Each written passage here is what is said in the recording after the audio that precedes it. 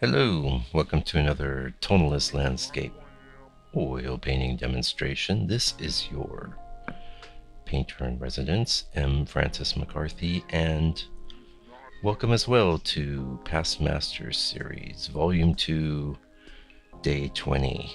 And the painting I'm bringing you today was a study done after Camille Corot.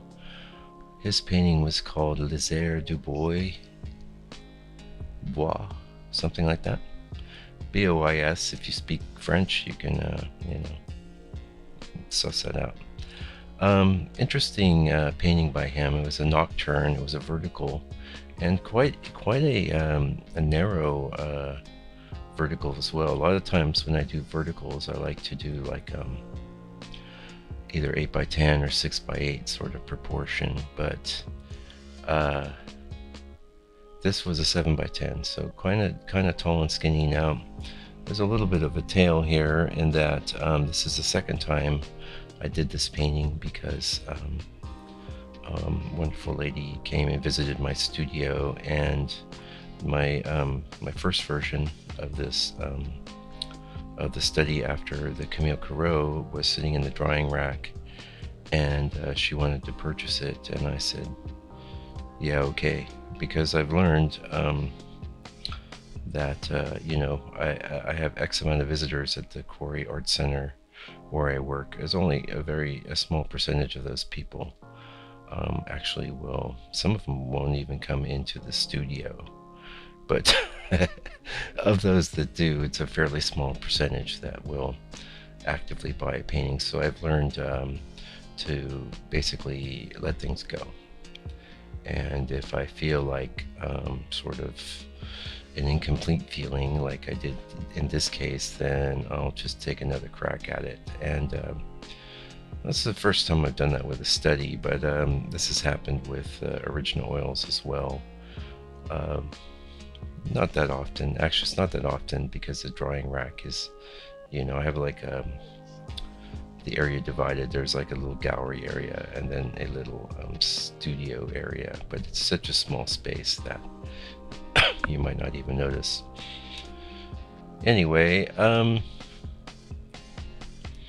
so we're getting requests from people to talk more about the paintings, and it seems, I guess, from the standpoint of an amateur, like there might be some big secret, but I don't think there really is. Anyway, I will talk a bit about this. So you can see I'm doing what I call a drawing stage. Basically, that's done with black. It doesn't always look black because I'm working with medium, my medium being a quick dry medium, pardon me, by Archival Oils, Archival brand. It's called Lean Alkaloid Medium. So that's giving me a range of tones, a very narrow range, but I really basically think in two ways, either transparent or opaque. But I've been doing an underdrawing like this since the beginning. So, and then you can see I'm going in with, so I do my drawing pass. I don't actually even let that dry. I just work right over the top of that. One of the reasons for that is when I switched to the ivory black, I started having like some sort of issues with the solvents in the color layer biting through the ivory black layer. It was weird. I don't know what was up, so I just got in the habit of doing my drawing stage, underpainting stage, and then going right into color, which is what you see I'm doing now. I'm basically working in. I like to start at the top of the painting and work my way down. I like to do the sky first because the sky is behind everything else. I just have a habit of starting in the upper left-hand corner. Pardon me one sec. I got the wind opening my door here. That's just from my years of being an illustrator and a drawer with pencil and other media. You don't want to start on the lower right-hand side because your hand's going to be rubbing into whatever you're drawing. So I like to start up there and I work my way down, and I'm always working on modulating color, and so I very seldom will just paint one color straight all the way down. I'm always changing things. Now there's a lot of little different activities going on in this sky, and frankly almost any sky that I do, I like to have a lot of movement and action and variety.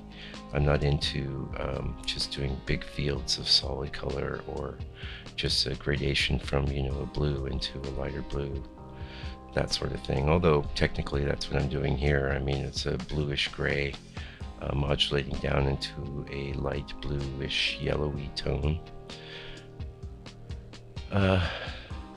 So this is the thing. I'm very, actually, a lot of people comment on, not just from my YouTube channel, but also my studio, and how productive I am. And one of the reasons for that is that I have a solid working method that I tend to stick to. And I don't see changing up the working method as being especially creative.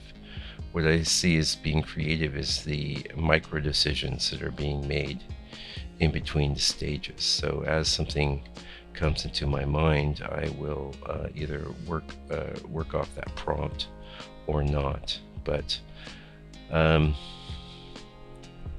so you can see we're getting pretty close to this sky getting done here. And like I say, so I can't really do a video where I'm breaking things down like this for every video, because that would be well, excruciatingly boring for me, and trust me, it'd be boring for you after a while too. There's no real magic in this, folks. I mean, you paint your sky first. There you go. It's not hard, you know. And then you work on your trees, and then you work your way down to the bottom, and then you're done with the first color pass, and then you let that dry. And then you come in with your second, third, fourth, fifth, or 100th color pass afterwards. Really, it's not hard. But I do have a lot of respect for people that want to paint. There's so many things pulling at us and distracting us in the modern world, and I feel painting is one of the most rewarding and fulfilling uses of time that anyone could indulge in. And the great thing about it is that your capacity to get better is almost unlimited. But I think modern people also, they have these expectations that that there's big shortcuts for things, and if they only got the right teacher, and if they only got the right paint, and if they only got the right brush, and if they only stood on one leg while they were painting, whatever, it doesn't really matter. The fact of the matter is that if you really want to paint and get good at it, you need to learn to embrace failure. And this would be true of anything you want to do. And now I have a pretty high capacity for dealing with failure when it comes to art, not just because I'm old now, but I've always realized it was a struggle, and half the reward of getting good is knowing that you had to struggle and overcome things and try and get better, you know. And for years for me, that was just with the drawing.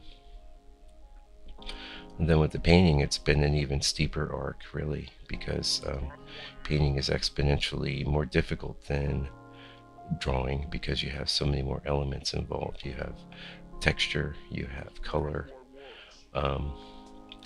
you have in many ways a greater variety of contrasts available to you than you do with a drawing, although that's not technically true if you're, depending on the sort of drawing you're doing.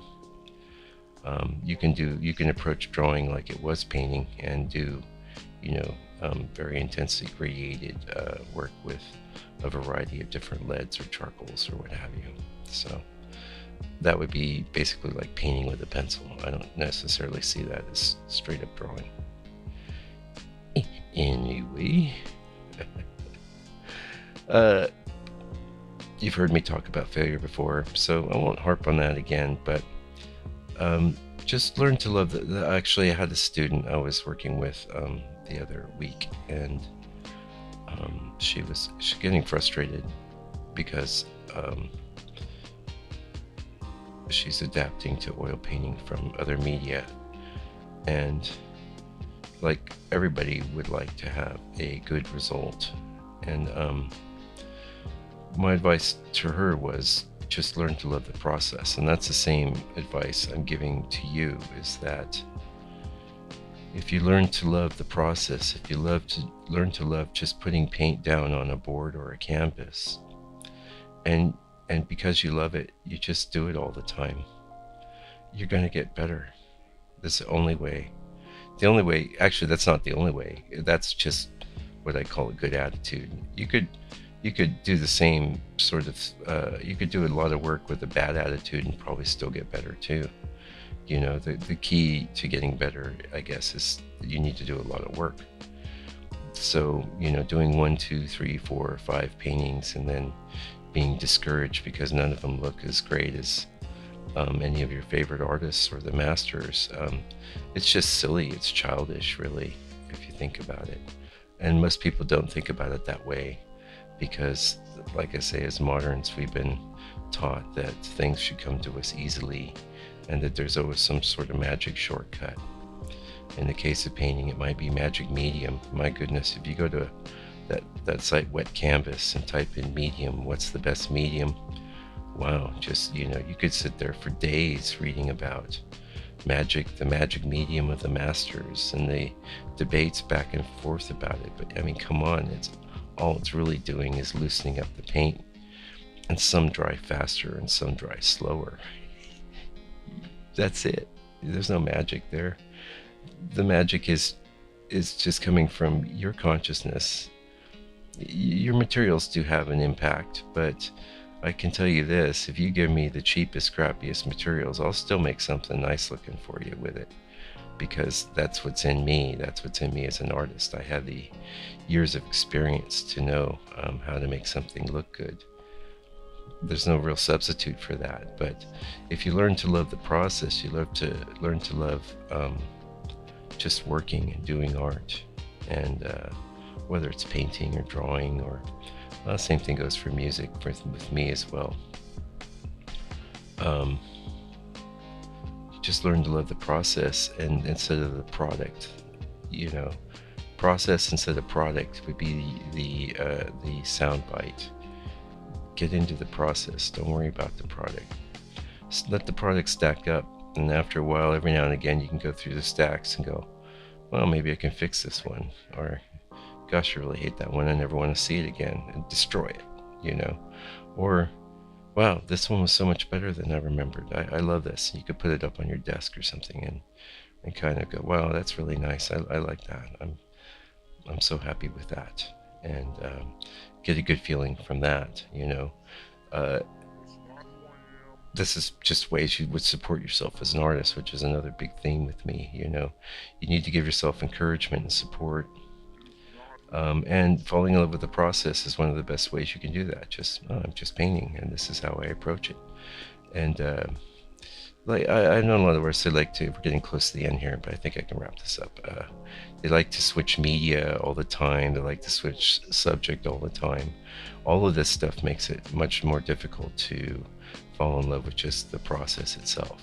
With me, I make landscape oil paintings. I do some figurative things too, but those are just for fun on the side. Those are just to stretch me out a little, you know. I might do more of that. It doesn't really matter, because even there, I have a process, you know, and I'm putting oil on a board at the end of the day. But because I limited my subject matter and I limited my media to oil paint and to painting on boards, it allowed me to focus and concentrate on just making better paintings, instead of like, oh, this week I'm doing a pastel, next week I'm doing an acrylic, the week after that I'm going to do watercolor, you know, or an etching, or God knows what. Not dissing that, by the way. I'm just saying that if you want to get very good, maybe pick a process and become adept at it. Anyway, thanks for joining me today. If you haven't clicked like yet, please do. Smash that like button. I'll be back real soon with another painting. Meanwhile, please take good care and stay out of trouble.